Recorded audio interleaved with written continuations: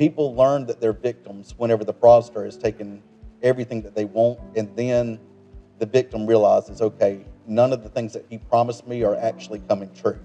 What is a security? Security is just really another term for investment. And there's a lot of misconceptions when it comes to the investment world. Misconception number one is investing is only for the rich. Misconception number two is that investments have to be stocks, bonds, promissory notes, and in some cases now even cryptocurrency. But really, an investment can be a bunch of different things.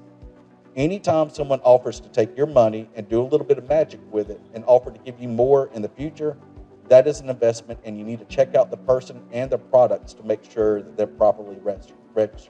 Also, if you're working with financial advisors, it's a good idea just to check out who you're working with from time to time, just to make sure that everything's on the up and up. So those are just some food for thought. So Alabama is a great place to retire. More people are coming to Alabama to retire because the little secret about how great Alabama is starting to get out. This website, Go Banking Rates, they take a hypothetical $1 million and they spread it across the United States, and they want to see how long will $1 million last in each state. So $1 million in Hawaii will only last 10 years and 3 months in retirement. California, $1 million will only last 13 years, 9 months. New York, $1 million will only last 14 years and 1 month. Alabama, you get almost an additional decade at 22 years and 0 months. And Mississippi inches us out just a little bit by 22 years and 8 months. But Alabama is an extremely great place to retire. We have so much to offer, but that's good news for the retirees, but it also puts a target on our back because bank robbers rob banks because that's where the money is. Fraudsters go after seniors because they have more money to lose. Would you rather, if you were a fraudster, would you rather target a 65-year-old or an 18-year-old? Chances are you're going to go for the 65-year-old. So we regulate the financial or the investment industry on the state level, and the SEC regulates it on the federal level. These are just some statistics from last year or from 2022, but collectively there were 5.2 million fraud reports. And of those reports, 2.4 million fraud reports reported a loss of $8.8 billion across the United States, and the average loss was $650. That's a lot of money just given away. Another misconception when it comes to the people that are falling for the frauds. You sitting here today, you may think it's your demographic, but that's not the case at all. Younger people report losing money to fraudsters more so than any other age group.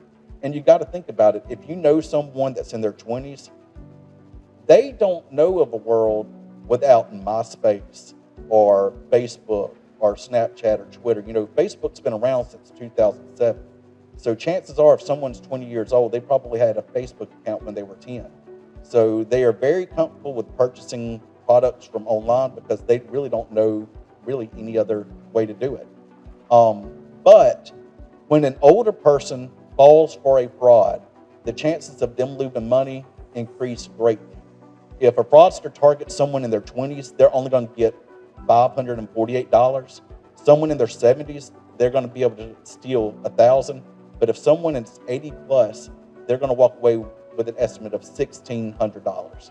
So that's just food for thought, and that just makes you more aware that you have to protect yourself with everything. And we're going to go over some tips here in just a little bit. The scams that we're seeing right now are crypto scams. Crypto scams are huge. You do not necessarily even have to know what crypto is to be a victim of crypto scams. But what they used to do is send you out to go get gift cards. And then once you would get the gift cards, you would take a picture of the gift card and text it to the person, or simply just read off the back numbers. Once the fraudster obtains that information, the money is as good as in their pocket. Well, during the pandemic, when people were not going to Walmart and Target, they started cutting out the middleman, because Walmart and Target started doing a really, really good job at instructing their associates, hey, if you see someone coming in and they look like they're anxious or they're panicked and they're trying to buy 500 gift cards, try and intervene and tell them that it's a fraud. And many times when you go to Walmart or Target, you'll actually see cards posted on there. Do not use this. don't be forced to buy a gift card.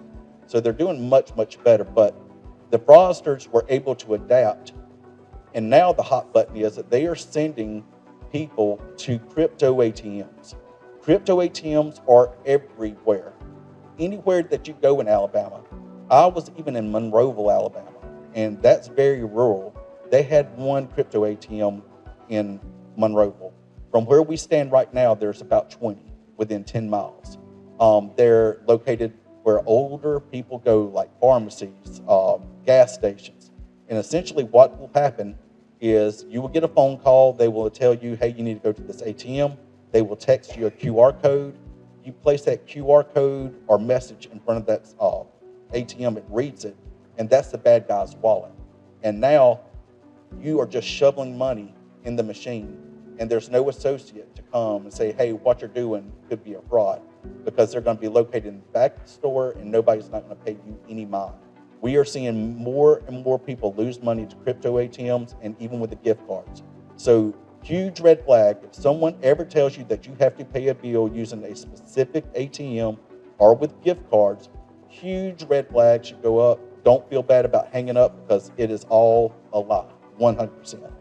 Another thing that we're seeing is the use of AI. They steal someone's voice, insert it into a computer, and they can type out whatever they want that voice to say to whoever it is. So if you do get a phone call from someone that sounds very similar to a relative, hang up the phone and call that grandchild's parents' number, or better yet, call that grandchild and make sure, A, that they are safe and they're not in any danger. Chances are it's just a scam, but they're very smart. They will call you at 3 or 4 o'clock in the morning, and they will just get you in a panic. But they're also smart because they understand that grandparents typically have a relationship with their grandchildren, that they will do anything short of committing a crime themselves to help their grandchild.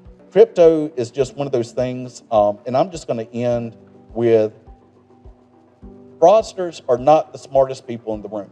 That's what they would have you believe. But what they're very, very good at is manipulating our emotions to get us to act without thinking.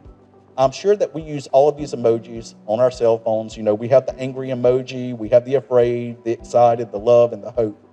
But they will get you so angry because they're going to send you an email of a bill that you know that you didn't have, and there's going to be that little button on the bottom that's going to say contact customer support.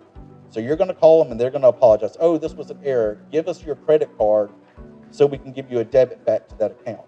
What you need to do is just check your credit card statement first, and you will realize that this was a fraud.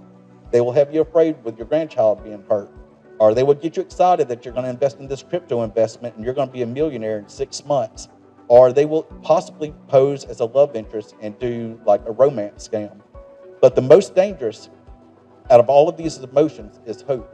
If they get you to hoping that what they're saying is true, that's when they're going to just reel you in. So when it gets to this point, instead of reacting, sleep on it, talk to someone, ask a friend, or better yet, you can call any one of us and we'll be able to point you to the source to be able to verify whether or not that's legitimate or not.